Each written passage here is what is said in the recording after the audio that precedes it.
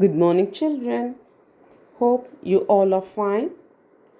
Today, for our English, we are going to learn a new lesson. The topic of the lesson is Ranji's Wonderful Bat. The author of the story is Ruskin Bond. He was born in 1934 and he is still alive. And he is an Indian author of British descent. He was born in Kausali, Himachal Pradesh and grew up in Jamnagar, Dehradun and Shimla. His love for children inspired him to write some remarkable stories. These are admired by children and adults alike. This is a story from Ruskin Bond's book, Ranji's Wonderful Bat and Other Stories. Ranji is an innocent, enthusiastic child who loves to play cricket. His dedication towards the game and a dream of proving his worth sets him to work hard and achieve what he wants. How is that? Shouted the wicket-keeper, holding the ball up in his gloves. How is that? Echoed the slip fielders. How? Growled the fast bowler, glaring at the umpire. Out, said the umpire, and Suraj, the captain of the school team, walked slowly back to the pavilion, which was really a tool shed at the end of the field. The score stood at 53 for 4 wickets. Another 60 runs had to be made for victory, and only one good batsman remained. All the rest were bowlers who couldn't be expected to make many runs. It was Ranji's turn to bat. He was the youngest member of the team, only 11, but sturdy and full of pluck. As he walked briskly to the wicket, his unruly black hair was blown about by a cool breeze that came down from the hills. Ranji had a good eye and strong wrists and had made lots of runs in some of the minor matches. But in the last two inter-school games, his scores had been poor, the highest being 12 runs. Now, he was determined to make enough runs to take his side to victory. Ranji took his guard and prepared to face the bowler.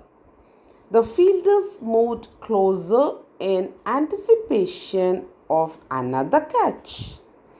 The tall, fast bowler scowled and began his long run.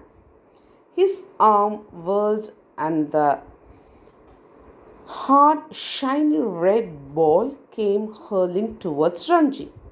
Ranji was going to launch forward and play the ball back to the bowler, but at the last moment he changed his mind and stepped back, intending to push the ball through the ring of fielders on his right or off side.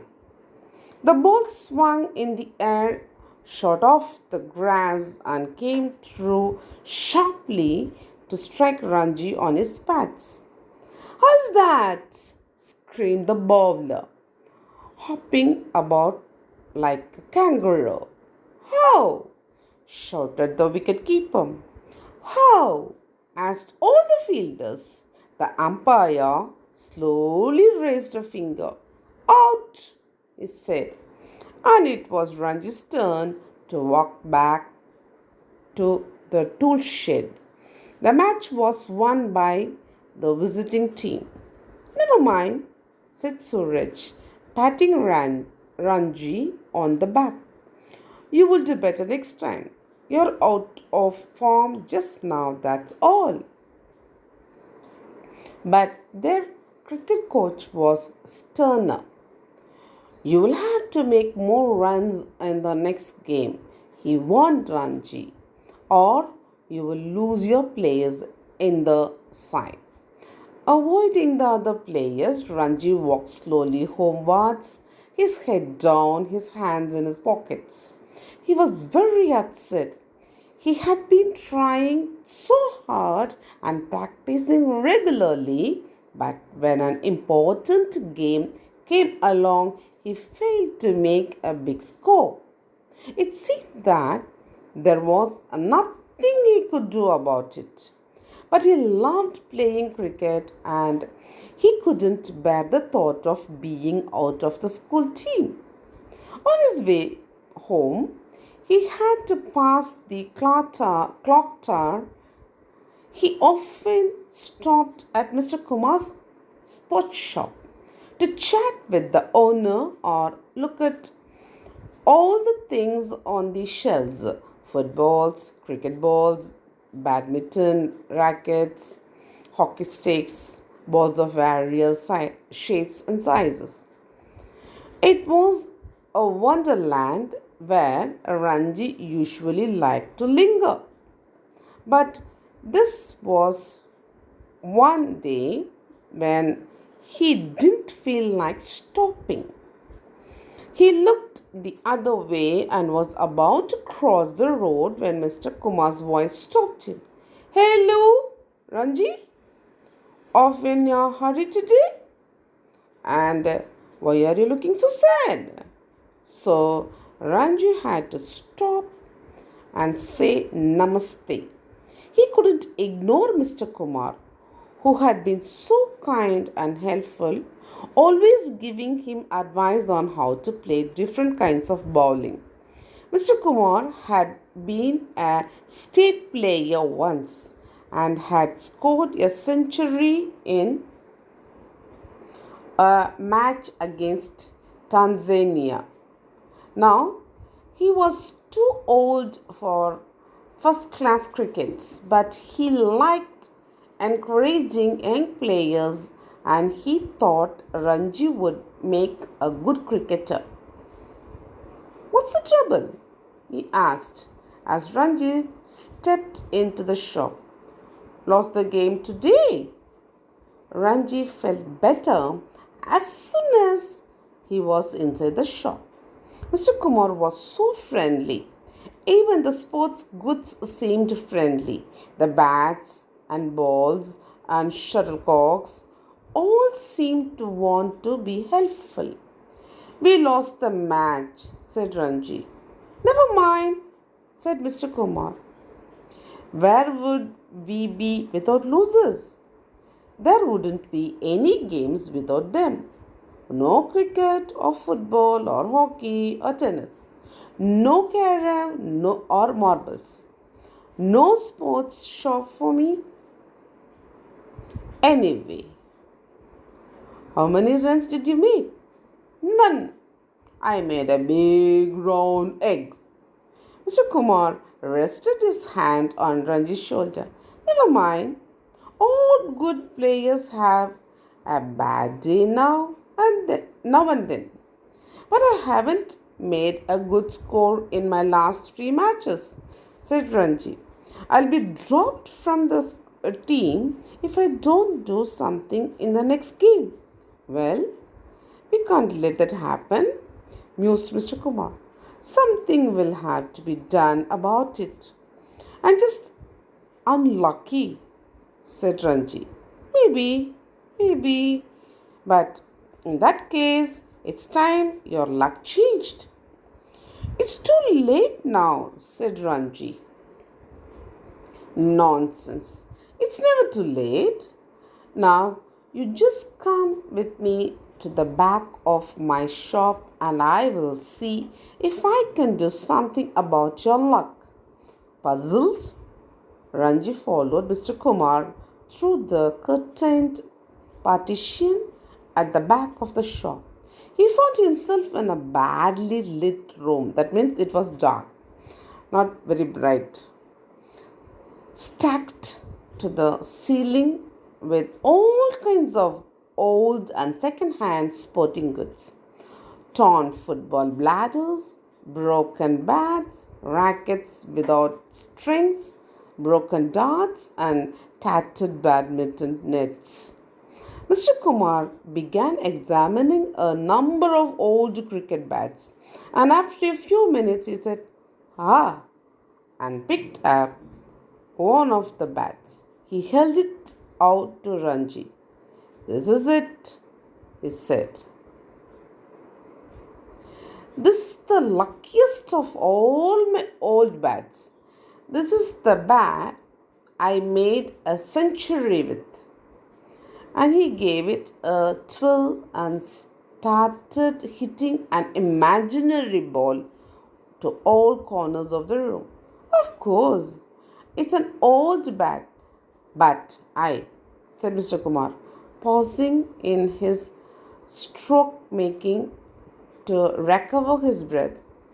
He held it out to Ranji again. "Here, take it.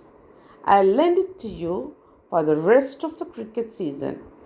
You won't fail with it." Ranji took the bat, gazed at it with awe and delight. "It is really the bat you made a century with?" he asked. "It is," said Mr. Kumar, "and it may get you 100 runs too."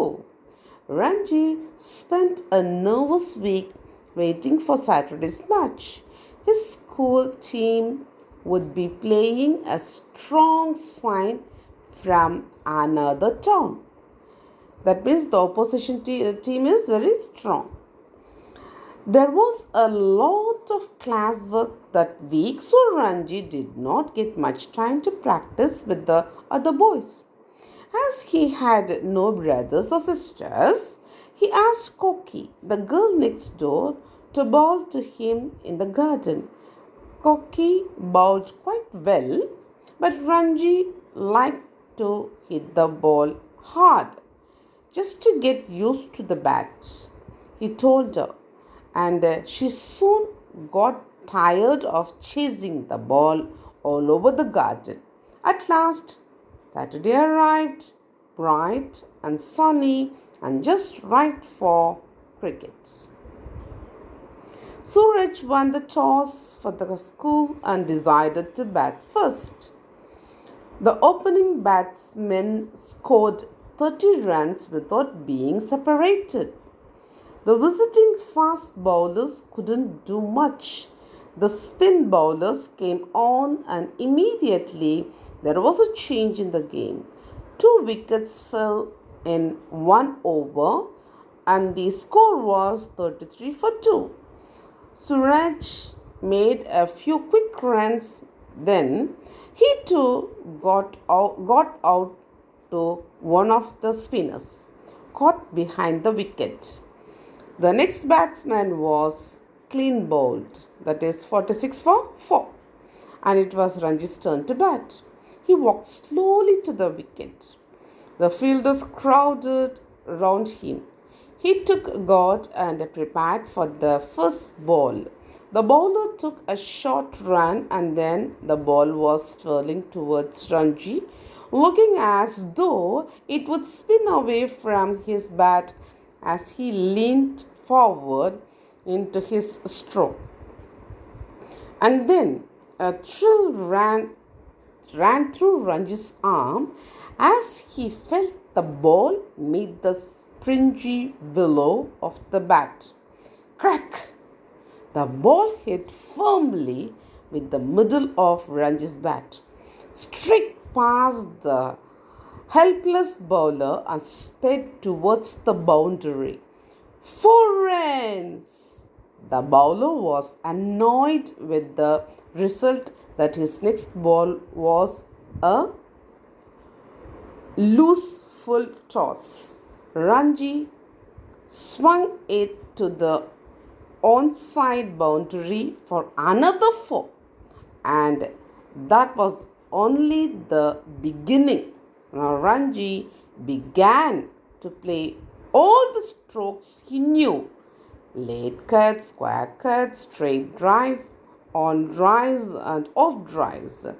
The rival captain tried all his bowlers fast and spin, but none of them could remove Ranji, who sent the fielders scampering all over the field. At the lunch break, he had scored 40, and 20 minutes after lunch, when Suraj closed the innings, Ranji was not out with 58.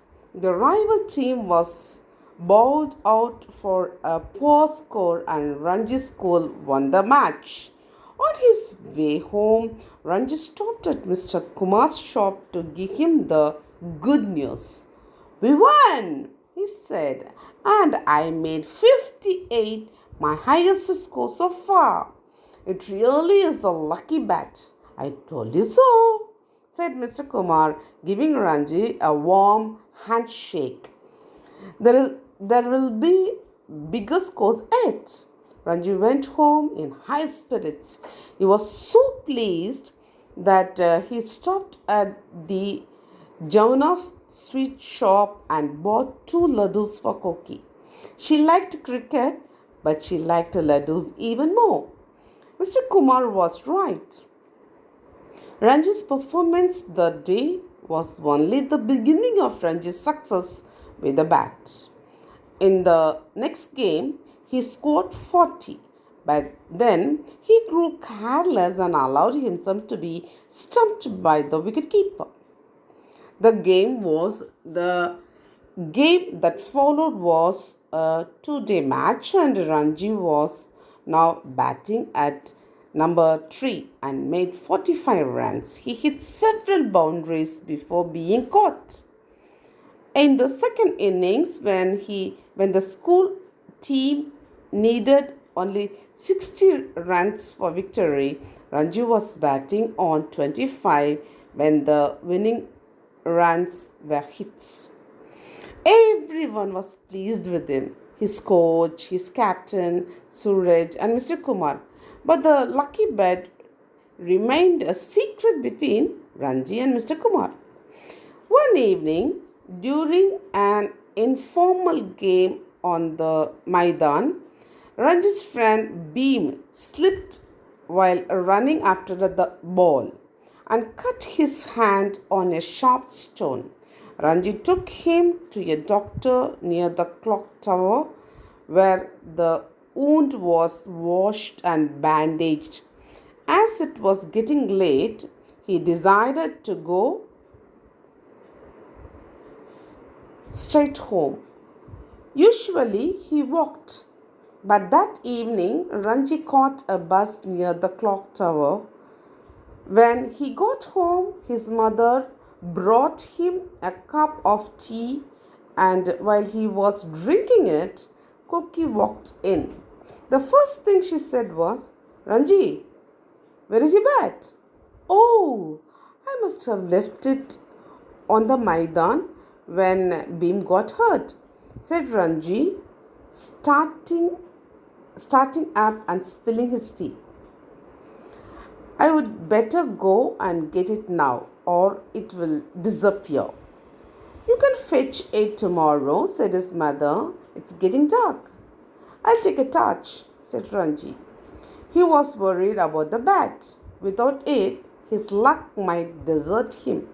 He hadn't the patience to wait for a bus and ran all the way to the Maidan. The Maidan was deserted, and there was no sign of the bat. Then Ranji remembered that he had it with him on the bus. After saying goodbye to Beam at the clock tower, he must have left it on the bus. Well, he would never find it now. The bat was lost forever. And on Saturday, Ranji's school would be playing their last and most important match for the cricket season against a visiting team from Delhi. Next day, he was at Mr. Kumar's shop looking very sorry for himself. What's the matter? Asked Mr. Kumar. I've lost the bat, said Ranji. Your lucky bat. The one I made all those runs with. I left it on the bus. And the day after tomorrow, we are playing the Delhi school, and I'll be out for a duck. And we will lose our chance of being the school champions. Mr. Kumar looked a little anxious at first. Then he smiled and said, You can still make all the runs you want. But I don't have the bat anymore, said Ranji. Any bat will do, said Mr. Kumar. What do you mean? I mean, it's the batsman and not the bat that matters. Shall I tell you something? That old bat I gave you was no different from any other bat I have used. True, I made lots of runs with it, but I made runs with other bats too. I never depended on a special bat for my runs. A bat has magic only when the batsman has magic. So, listen to it. A bat has magic only when the batsman has magic. What you needed was confidence, not a bat. And by believing in the bat, you got your confidence back. What's confidence?